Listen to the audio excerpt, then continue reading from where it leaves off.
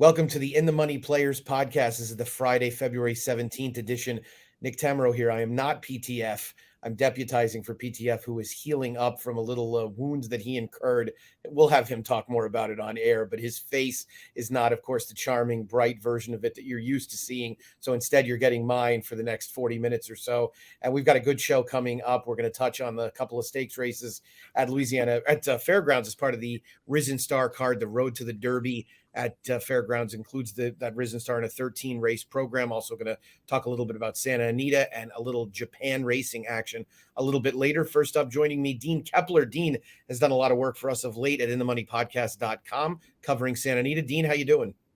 Nick, I'm doing good. It's good to be here with you. Yeah, great to have you. So we're going to talk a little bit about Santa Anita, where obviously you've been focusing for quite some time now and doing a great job with your handicapping there. But of course, with these two big races on the Road to the Derby coming up on Saturday afternoon in New Orleans, we wanted to at least touch on them and give some thoughts. The first of those is race 12, the Rachel Alexandra for fillies, going a mile and a 16th on the main track. And I don't know about you, Dean, but I've gotten a little frustrated with all the rage being about who's your filly, and not so much because I think there's anything wrong with her. And I think she's obviously shown to be a horse with a great deal of talent, but you look through this field and I wonder even how big a favorite she's going to be, let alone that it's some type of fait accompli that she wins. Yeah, I mean, it's a short field. I mean, she's been training lights out, but at 6-5 morning line, I think this is, if there's a chance that you're going to try to beat her, I think it's going to be in this spot here, and that's certainly when my intentions are here. Yeah, this is her comeback spot as a 3-year-old, first start of the year after going 3 for 3 last year. She was very impressive in winning the Goldenrod on closing weekend at Churchill. What did you think in terms of alternatives to her from a betting perspective? Nick, I'm going to take a shot here with number one Vava, with Louis Saez coming in for the mount. If you watch her last race, she had a horrible trip. She almost fell. She went right down to her knees there. It was her first time going long. She was a beaten favorite in that spot. At 8-1, I'm hoping to get 6-1 in here, but I think that's a nice alternative to Who's Your Philly. So I'm going to give a shot here with the one here, Vava. Like I said, coming off that horrible trip, bred to go along by Gun Runner, and gets a nice inside post, and she's going to be my pick in here. I like it. I thought the one that I was going to try was Pretty Mischievous, who I know was beaten by Who's Your Philly 2 starts back. I thought she took the worst of it, kind of trip-wise there, wide both turns. Looks like a filly that one of the problems that 3-year-old fillies run into, 3-year-old colts run into it also, is if they're a little ahead of the curve as 2-year-olds, they might not have that advantage once everybody turns 3. And it felt like in the comeback race, which really wasn't her comeback, it was still in her 2-year-old season, but it felt like Pretty Mischievous might be poised to take a real step forward with that win in the Untappable. So it'll be interesting to see how things shake out in that Rachel Alexandra, which goes as race 12. The featured event on the card is the 13th, the Risen Star, with a post time of 7:14 Eastern time. Boy, Dean, this is a grab bag. Where did you land? Oh, listen, you got Brad Cox got 3 entries. Steve Asmussen with 3 entries. So take your pick in here. I actually went, to one of the Brad Cox winners, number 8, Tappett's Conquest. He comes out of a short field, but I just like the way this Tappet colt was not giving up along the rail. He just was, making up ground deep in the stretch. He was kind of in like a tight spot there. Wasn't intimidated. And, I just think as the distance increases here, he looks like the horse that can handle the 1 1/8. He's making the second start off the bench. And that's the one Brad Cox I think I'm going to go to. 6-1 morning line. I'm all in on Tappett's Conquest. As an alternative, a horse that's going to be a price here, number 7, Sun Thunder. He was off of Step Slow last time. I think he's going to like the 1 1/8 for Ken Peak. 15-1 morning line. He's come back with a nice work since then. And, that's going to be my price place underneath. But, I'm all in on the Brad Cox, Brad Cox one here, Tappett's Conquest, number 8. It's a fun race with a lot of contention. Of course, the most fancied runner likely, although I see a lot of chatter about Tappett's Conquest, is almost certainly going to be the 13 Victory Formation, who really ensures that this race is going to be run at a strong early pace, being drawn on the outside, given the style that he's shown so far. That will help your pick. It'll also help mine. I'm going to take the maiden, number 12, Croupi, and I'm going to die on the hill of these New York maiden special weight races being better than people realize. I thought Slip Mahoney was a really game winner last time out, but I thought Croupi ran well. This is a horse who turned heads in his debut at Saratoga, making sort of a big, meaningless late run, and that led to him being overbet in his next start. He's really just hitting his stride now at 1.125 miles or so. And I think it's a pretty cagey move by Todd Pletcher, running him here, knowing that he's a horse who really is helped by distance. I think he'll be helped by the pace as well. And I don't think he lacks a great amount of seasoning and foundation, especially running against some horses that have been posting speed figures very similar to the best one that he did, which was in his last start. So Kruby for me and Tappett's Conquest for Dean in the Risen Star. Again, a really fun edition of that. Let's get over to Santa Anita for the late pick 5, which begins in race 5. Post time for that is going to be at 5:29 Pacific time. And Dean, we're going to go 1.125 miles on the turf course. How are we going to get things started? Yeah, Nick, start off this first leg of the pick 5. I went to number 4, Harper's Gallop. Just missed by a long neck last trip. He had a tough trip in that race. He was forced to check past the half-mile marker there. I think the 7-year-old mare galloped out strongly past the winner. If you go back and watch the replay, and my selections in here is 4-1-6. I also gave Whistler Styler the one a chance to switch into Hernandez here. He makes his comeback race after a couple-month layoff. Little real opinion here. I went 4-1-6, but my top pick, like I said, is the 4. But if you could spread a little bit in here, I would encourage to do so. Yeah, I wanted to use the 4 and 5. I was a little intrigued by Quora. I don't love the morning line price of 3-1. I'd want a little bit better odds on this horse, especially given that she's been an astronomical price in each of her last 4 starts. We talk about a horse that was just way over her head last time out. Those 2 other than optional claimers are much better than her. I was really surprised with how well she ran 2 back at Del Mar against a field that I would consider to be comparable to this one.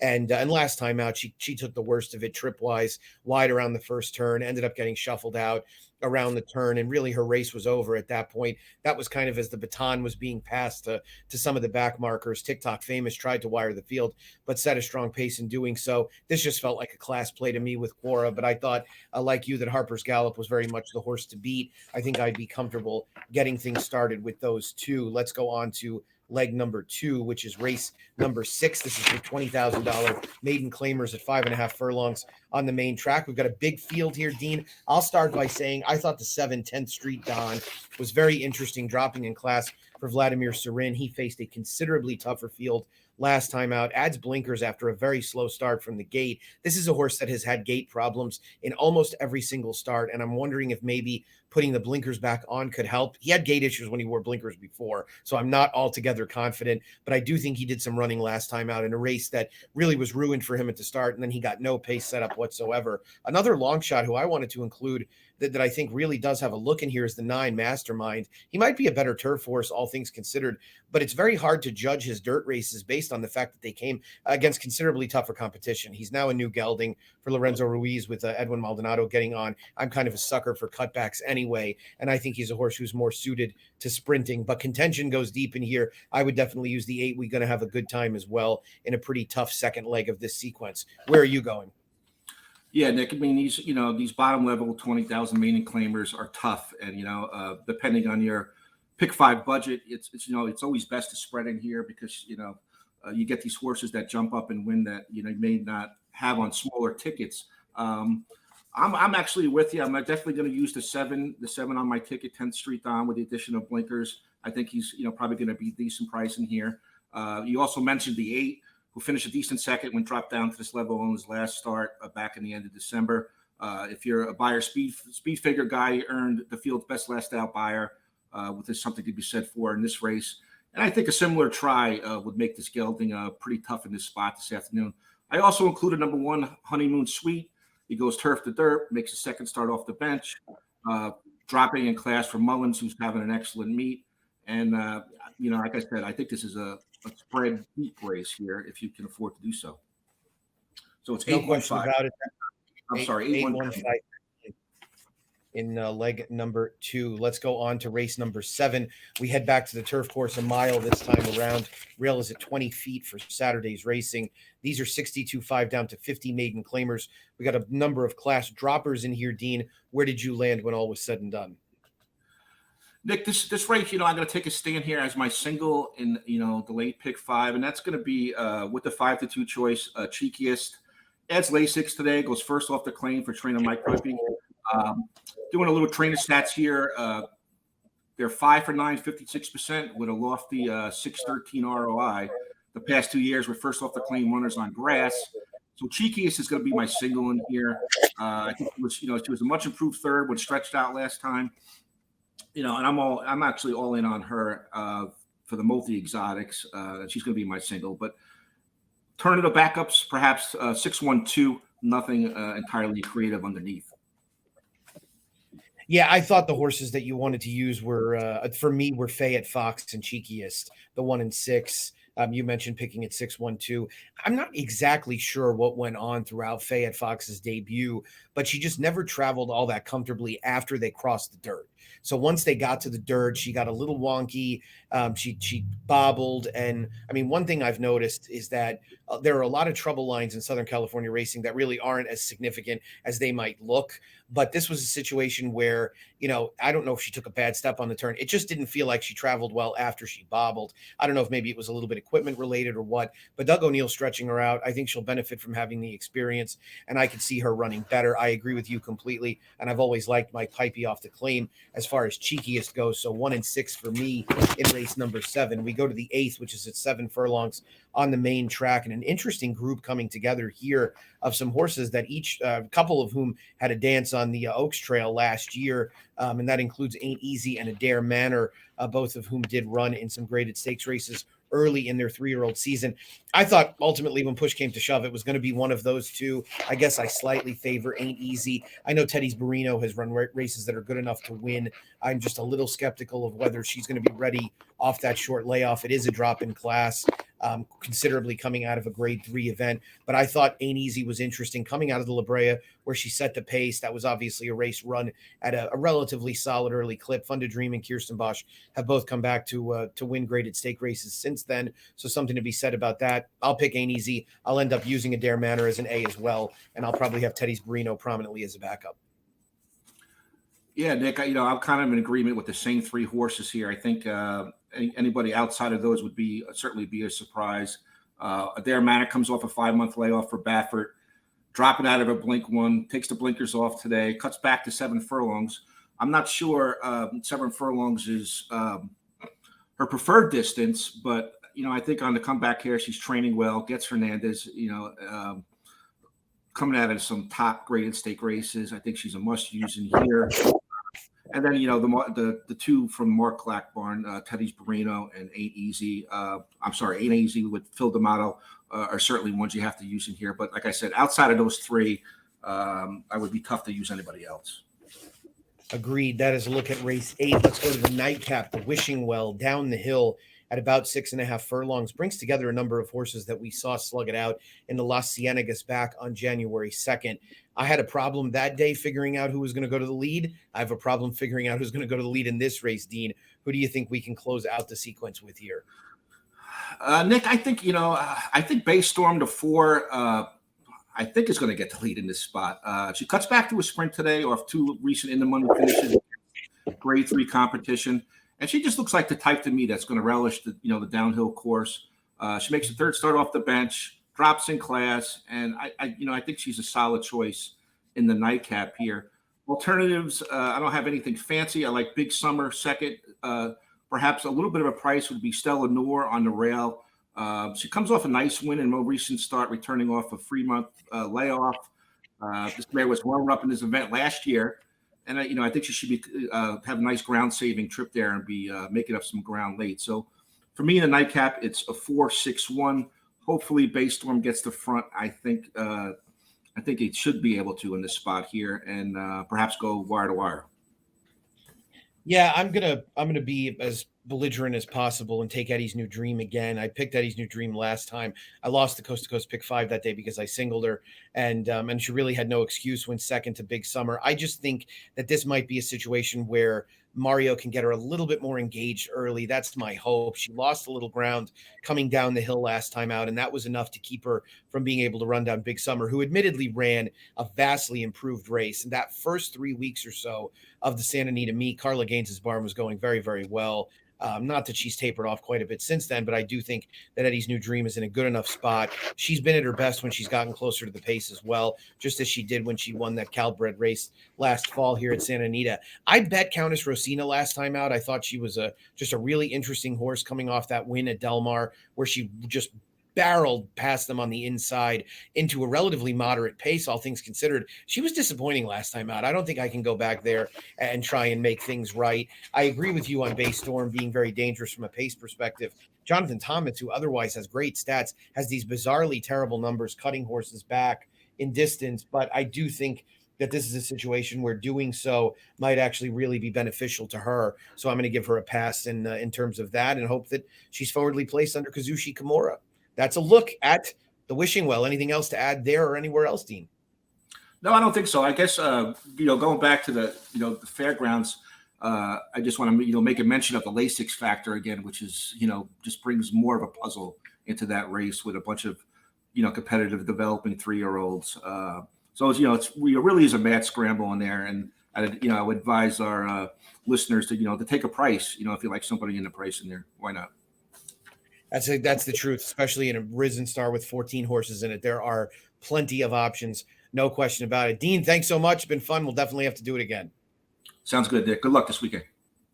I'd like to thank Dean Keppler for joining me to take a look at this Santa Anita Pick 5 and a couple of spots at Fairgrounds. Up next, we will be heading to the Far East.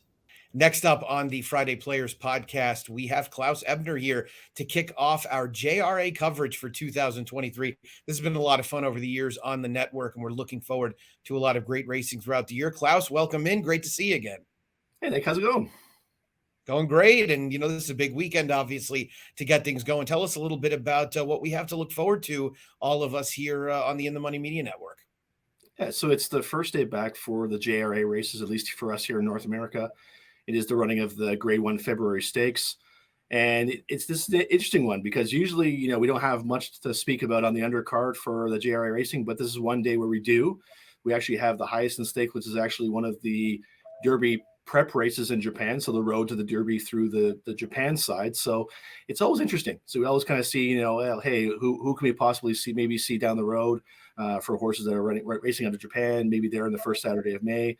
We had a Japanese horse last year in the form of Crown Pride. So, hey, you know what?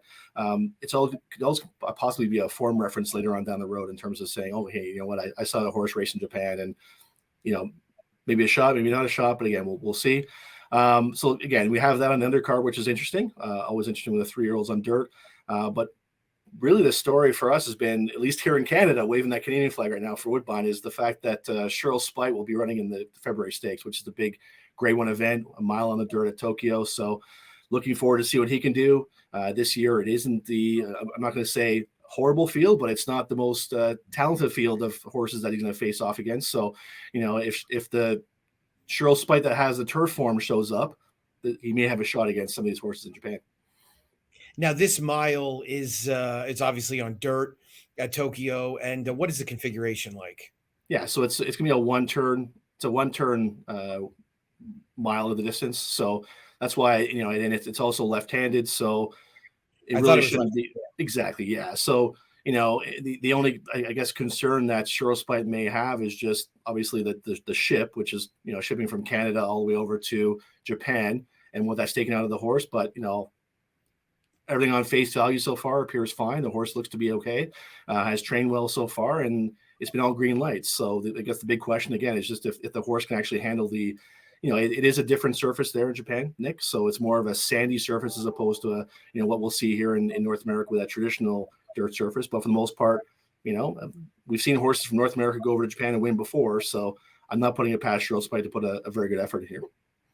Yeah, I remember last year reading that Chuck Fipke is pretty intent on trying to get Cheryl Spite a graded stake win on dirt, believing that he'd be a super marketable stallion if he's able to get that. And quite honestly, I mean, he's run well enough in some domestic dirt races here in America, in the States and in Canada. He's obviously not running the dirt, but he's run exceptionally well on turf. It's really admirable, I think, to see a horse like Cheryl Spite try this kind of objective. And I'm for anything that's out of the box anyway. So very good to see. He's also going to be partnered by not a Japan regular, but obviously a popular jockey in that part of the world in João Moreira. Yeah, for sure. There's nothing wrong with that. The Magic Man, as I think we all know him Magic being Man, called. yeah. That's right. Yeah. I think He, Dan Bukowski, but that's more of the Green Bay Packers reference. But the Magic Man for horse racing is undoubtedly João Moreira. yeah, exactly. So yeah, definitely nothing wrong with that when he's ridden in Japan before. So he's no stranger to riding in Japan. And again, it's just, like I said, I think the fact that there's no real world beaters in this race this year, he has a shot to hit the board. I'm not going to say he's going to win, but because again, it is an ask to ask a horse to ship all the way across to Japan and try to win a race against some of these horses who, like I said, they're not the cream of the crop in my opinion. There are some in here that you could say are standouts on prior form in the form of a horse like, for instance, Red Lizelle. Red Lizelle was, for those who don't remember, he finished second twice rather in the Dubai Golden Shaheen, which is the sprint race. This is not really his distance. He wants a little bit shorter than this in terms of the mile, but again, there's no world breeders in here, so he'll probably be one of the favorites here on Saturday. Well, given the way the Japanese Raiders have absolutely torched us over the years, it would be nice to get one back in the win column in many ways. Klaus, tell us a little bit about the ways in which the majority of our audience can bet on Japan racing. It is available wide scale on every ADW, right? That's correct. Yeah. So it would be available obviously here in Canada through HBI Bet, as well as, for the most part, you'll see it through FanDuel /TVG, whatever you want to call it, Twin Spires, Express Bet, and again, all the rest of the partners that are here available in Canada, North America. So, again, so if we are looking back at the field, Nick, it's just, if we want to look at some other contenders, I know we kind of talked about a lot about Cheryl Spite because that's the horse we know, but in terms of other horses in here, there is a sort of up and coming horse in Japan called Dry Stout. This is a 4-year-old colt by Sinister Minister, second last time out in an allowance race. The one thing is that this horse is 2 for 2 over the surface of Tokyo. So that's one I'm looking at right now. I think that, of the main challengers in here, I think that that's one we could look at as the main challengers. Again, it's just one of the, there's a lot of, question marks in this field if we're looking at the field itself. The favorite probably in here, in Japan at least, will be Lemon Pop, 5-year-old son of Lemon Drop Kid, out of a Giants Causeway mare, 7 for 8 at Tokyo. Again, another one who may not want to go this far in regards to the distance of a mile, but you see a lot of ones in the PPs there for Lemon Pop. Had some issues earlier on in his career. They thought he would be the next big horse, and he did show in the last race and then the Nagishi Stakes at Tokyo over 7 furlongs. I think, in my opinion, he's probably the one to beat. But again, just that distance question for me will always be the big one here there for Lemon Pop. The tentacles of the Godolphin operation extend even beyond those of us think they own Lemon Pop. I thought it was interesting that TM South Dan is trained by Mazi Abina, former rider, I'm guessing, right? Former champion jockey. I was actually at Belmont 22 years ago when he won his first race in America back in, I think it was June of 2000. So pretty incredible. He had a short stint here during the summer, I think, that year. Yeah, again, and Abina is pretty much like one of the, he's long in the tooth guy, but he's just a very classy individual with Masayoshi Abina. So yeah, definitely he's one to look out for. Again, in terms of other ones in here, like I said, I mentioned Red Lizelle. He'll be one that should be coming in late. His late closer in here. If you are searching for a price and you're not a fan of any of those horses in here, Nick, you may be able to land a price, maybe in the form of a horse that's a kind of developing 4-year-old in the form of Sekifu, who did race over in Saudi in the Saudi Derby. Somebody remember him last year in the Saudi Derby, so he finished second that day. Kind of a on and off type horse that may again pop up on the weekend at a very big price. Well, it'll be a lot of fun to see that, plus the Hyacinth, which Klaus mentioned is going to go as the 9th race on the card. That does offer up some Kentucky Derby points. And hey, we all have Crown Pride to thank in some ways for Rich Strike's victory last year, because he went out and juiced up that pace with Summers Tomorrow and made sure things got pretty quick. So great to see the Japan influence throughout the world, which we've obviously been treated to quite a bit more in just the last couple of years. Yeah. And again, it's just, I think the biggest thing we can say is that we know that more and more, you can see it in some of the highest in stakes as well. In some of the 3-year-old rather in that race, you see a few American breds. There's a few that are in there by Into Mischief that are actually American breds. So more and more the European and primarily the American influence is really starting to take hold in Japan. We're seeing a lot of sons and daughters buy a lot of great horses that we were used to, like Princess of Silmar, Wavell Avenue. Again, you can go on and on and on. Azeri's there as well. So, all these American bloodlines and mares we're so used to are all being shipped over to Japan, as well as, we're now seeing the offspring of some of these sires as well in the form of Dreyfong, Mind Your Biscuits. So these are all pedigrees that us in North America are very, very familiar with. So it should never be a challenge to kind of understand, okay, well, who is this horse by? Who's the sire? For the most part, you're going to see a lot of them and understand, okay, yeah, can a son of Into Mischief get a mile? Yeah, no problem. So, it's just one of those things where you can look at the form and the PPs and the pedigrees of the horses and get a rough idea in terms of where they stand. Yeah, undoubtedly fun to see, and makes it really relatable, I think, for a North American audience. So, Klaus, great to connect with you and get things kicked off for the JRA meet. Everybody can look forward to seeing you here on a regular basis. Thanks very much, Nick. Yeah, so the first race will be at around 8 o'clock on Saturday, with the big race going off at around 1:40 a.m. Eastern time at least. So it'll be Saturday night / Sunday morning for the big race. The smart money is on you still being awake to watch that race live. Oh, yeah. That's the even money favorite. No problem for that one.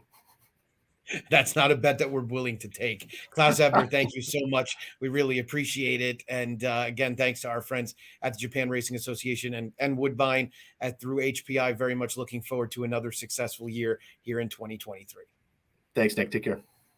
That's going to do it for this edition of the In the Money Players podcast. Glad to have filled in for PTF as he continues to convalesce after his unfortunate spill in the house. Fortunately, nothing happened too terribly bad, and he will be back at it. He'll be back at it audio style the entire weekend and going into next week. Be sure to go to our YouTube page, In the Money Media. Take a look at what we've got there in terms of content dealing with the Triple Crown Trail, recaps each week, and a ton more. Plenty to take in there at YouTube and, of course, on the website, inthemoneypodcast.com. You've been listening to both myself and Dean. Our selections and analysis for places like Santa Anita and Aqueduct are available. We've also got Gulfstream and Oaklawn content on a regular basis. Going to have a big show on the plus side for the card at Fairgrounds featuring the Risen Star. So go ahead and stop there. Thanks so much for listening and watching, whichever way you took it in. And until next time, best of luck.